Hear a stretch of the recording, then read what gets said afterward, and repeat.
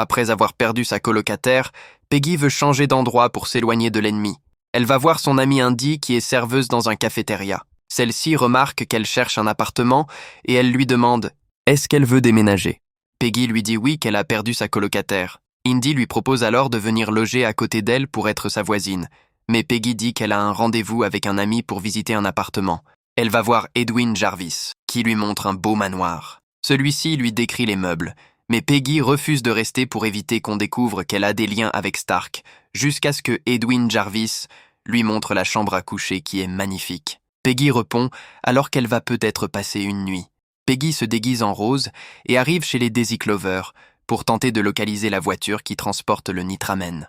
Arrivée là-bas, elle se présente au contremaître en tant que la représentante du service d'hygiène de New York. Elle lui dit qu'elle a reçu 15 plaintes à son sujet concernant les infractions à l'article 42-33 du Code de la santé publique relative au transport des produits laitiers.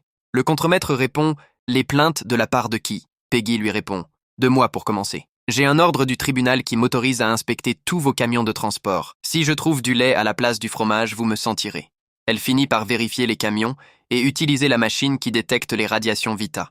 Mais elle n'a rien trouvé. Elle remarque qu'il manque un camion.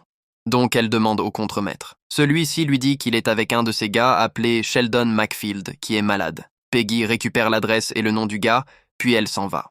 Au même moment, les agents de la SSR se rendent sur un lieu où ils observent les ferrailles du laboratoire Roxxon qui a implosé à cause de la Nitramen.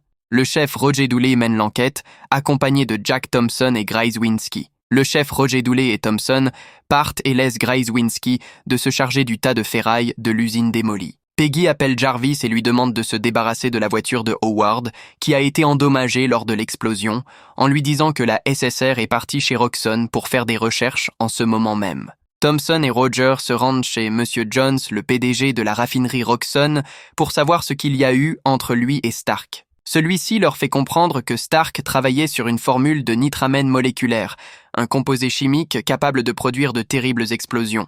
Ça a probablement rapport avec son travail sur les radiations Vita. Au bureau, Peggy tente de se débarrasser des photos, mais elle ne réussit pas à ouvrir le tiroir dans lequel l'agent Souza les a posées. Chez Monsieur Jones, dans la raffinerie Roxxon, Peggy a été invitée. Avec son collègue agent Thompson, il teste les employés de l'usine. Ils arrivent à arrêter un homme qui était proche des radiations Vita lors de l'explosion. Peggy joue un rôle très important dans son arrestation. Bien avant Peggy, elle-même s'est débarrassée de tout ce qui peut être testé positif aux radiations Vita sur son corps, notamment sa montre. L'homme arrêté est soumis à une séance d'interrogation. Il ne donne aucune information concrète. Par après, il se fait malmener. Peggy, accompagnée de Monsieur Jarvis, arrive sur un lieu. Peggy sort de la voiture, se dirige vers un camion garé. Elle l'ouvre et découvre les cylindres explosifs. Elle entre dans la chambre, trouve un homme, en l'occurrence Sheldon McPhee, et ils se battent. C'est dans sa maison qu'est retrouvée la voiture remplie d'explosifs. Elle l'attache. Elle remarque la présence d'un homme. Elle court et l'arrête. C'est l'homme avec la cicatrice au cou. Elle l'interroge sur les inventions de Monsieur Stark, mais il ne donne pas de réponse concrète. Pendant ce temps, Monsieur McPhee disparaît. Peggy, Jarvis et l'homme avec la cicatrice, Monsieur Branis, partent pour Manhattan. Soudain, un homme tombe sur le toit de la voiture dans laquelle ils sont. Les coups de feu partent dans tous les sens. De son côté, McPhee est arrêté par l'agent Thompson et son patron. Il lui pose certaines questions. Peggy se bat avec l'homme qui est descendu sur le toit de la voiture. Jarvis tente de sauver les cylindres pour qu'ils ne tombent pas, mais un finit par tomber. La situation devient compliquée.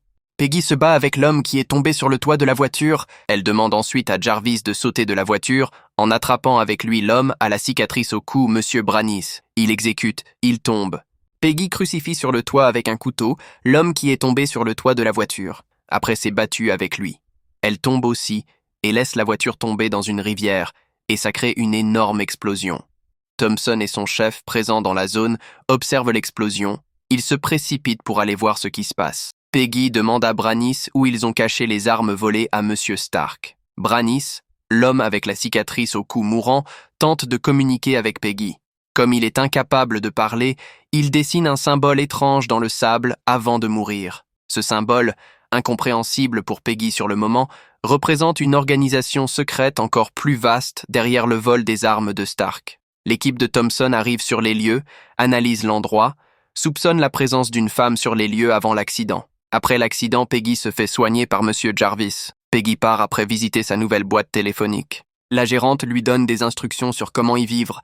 Aussi, elle cherche à savoir combien de temps elle compte travailler pour la compagnie, ce que Peggy répond avec beaucoup de douceur, en disant jusqu'à ce qu'elle se marie. Au bureau Thompson, Sousa et leur patron cherchent toujours à identifier la blonde qui était présente lors de la soirée où Peggy était partie récupérer le nitramène. Dans les débris de l'usine de Roxxon pulvérisée, un collègue de Thompson, M. Greiswinski, qui s'occupe de les trier pour trouver une piste sous le commandement du chef, découvre une plaque de voiture, en l'occurrence, celle que Peggy et Jarvis avaient utilisée avant l'explosion.